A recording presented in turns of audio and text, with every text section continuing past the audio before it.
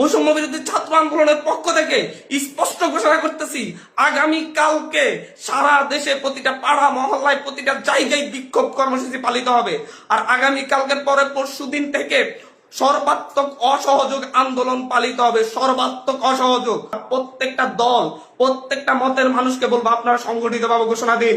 প্রতিটা দলকে বলবো, বিএনপি হোক, বাম হোক, ডান হোক, যত দল আছে প্রত্যেকটা দলের প্রতি উদাত্ত আহ্বান। ধর্মভিত্তিক দল হলে ধর্মভিত্তিক দল, ডান দল হলে ডান দল, বাম দল হলে বাম দল, জাতীয় ঐক্যমতে প্রত্যেকে রাস্তায় নেমে আসবেন। প্রত্যেকে রাস্তায় নেমে ঐক্যবদ্ধভাবে আপনারা জানান দিবেন, এইটা বাংলাদেশে চলতে পারে না। কোনো রক্ত খেকো এইভাবে থাকতে পারে না। বারবার রক্ত জড়িয়ে তারা ক্ষমতায় থাকবে, তা হতে পারে না। কোন ট্যাক্স দেওয়া হবে না এই সরকারকে, এই সরকারের অফিসে যাওয়া হবে না, কেউ তার অফিসে যাবে না, কেউ তার সরকারি বেসরকারি সকল অফিস বন্ধ থাকবে, সচিবালয় বন্ধ থাকবে, এভরিথিং বন্ধ থাকবে। গণভবনে কোনো বাস গাড়ি ঢুকবে না, বঙ্গভবনে কোনো গাড়ি ঢুকবে না, এভরিথিং অফ থাকবে। এবং সরকারকে সর্বাত্মক অসহযোগিতা করা হবে। কেউ ট্যাক্স দিবেন না, প্রয়োজন বিদ্যুৎ বিল দেওয়া যাবে না, গ্যাস বিল দেওয়া যাবে না, প্রয়োজনে কাঠে রান্না করা হবে, প্রয়োজনে প্রত্যেকে প্রয়োজনে মোমবাতি জ্বালানো হবে। তারপরে যদি বিদ্যুৎ চলে যায়, যদি বিদ্যুৎ লাইন কেটে দেয়, তাহলে আপনারা প্রত্যেকে মোমবাতি ব্যবহার করবেন প্রয়োজনে। তারপরে এই সরকারকে কোনো সহযোগিতা করা হবে না। এটা খুনি সরকার, আমাদের ভাইদেরকে বারবার খুন করতেছে।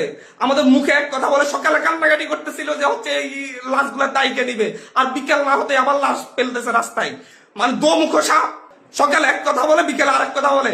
আমাদের সাথে বলেছিলাম যে আমাদের সাথে 14 তারিখ 15 তারিখে আমাদের সাথে বসেছিলেন, ওনার সাথে আলোচনা করবেন, কিন্তু তারপরে দেখা গেছে তারপর থেকে আমাদের ভাইদের উপর হামলা করা শুরু করছে। উনি একটা নৃশংসতা চালাচ্ছে বাংলাদেশে। কোন ভয়ঙ্কর একটা অবস্থা বাংলাদেশে বিরাজ করতেছে। ছেলেদেরকে, শিশুদেরকে, বাচ্চাদেরকে, মেয়েদেরকে হত্যা করতেছে। ছাত্রলীগ যুবলীগ গুলি নিয়ে রাস্তায় নামতেছে। ওরা সন্ত্রাসীদেরকে নিয়ে রাস্তায় নামিয়ে আমার ভাই বোনদেরকে হত্যা করতেছে। আর বসে থাকা যায় না।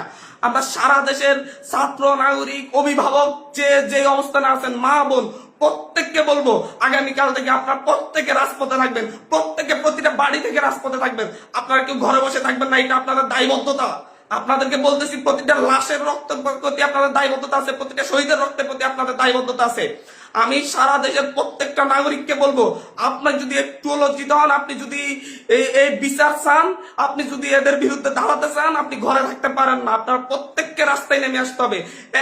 প্রতিটা সিঙ্গেল মানুষকে আপনি প্রয়োজন আপনার বিল্ডিং এর নিচে এসে অবস্থান করুন। বিল্ডিং এর সবাই মিলে, বিল্ডিং কমিটি, প্রতিটা ভবনের কমিটির আপনারা মিটিং ডাকুন, মিটিং ডেকে সিদ্ধান্ত নিন, সবাই একত্রিত হয়ে নামবেন। প্রতিটা মহল্লায় মহল্লায় আপনারা সিদ্ধান্ত নিন, আপনারা প্রত্যেকে একত্রিত হয়ে নামবেন, রাস্তায় থাকবেন যতক্ষণ পর্যন্ত না এই রক্ত খেকো তার কাজ বন্ধ না করে, এবং এই রক্ত খেকো যেন না থাকতে পারে।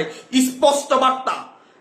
বারবার ছাত্রদেরকে হত্যা করবে, নাগরিকদেরকে হত্যা করবে, বারবার এই দেশের মানুষকে হত্যা করবে, আবার সেই ক্ষমতায় বসবে, আমার ট্যাক্সের টাকায় গাড়িতে চলবে। যাদের ট্যাক্সের টাকায় উনি গাড়িতে চলেন, সেই ট্যাক্সের টাকায় যে ট্যাক্স, সেই নাগরিকদেরকে হত্যা করবেন বারবার, এবং ক্ষমতায় বেশে উনাদের মতো করে আবার হাস্যরস সৃষ্টি করবেন, নাটকবাজি করবেন। এটা আর চলতে দেয়া যাচ্ছে না, এটা আর চলতে দেয়া যাবে না। আপনাদেরকে বলতেছি, এটা চলতে দেওয়া যাবে না। প্রত্যেকে নিজ নিজ অবস্থান থেকে নেমে আসবেন। প্রতিটা ঘর মহল্লা, প্রতিটা পাড়া, প্রত্যেকটা মানুষ আপনারা রাস্তায় নামবেন।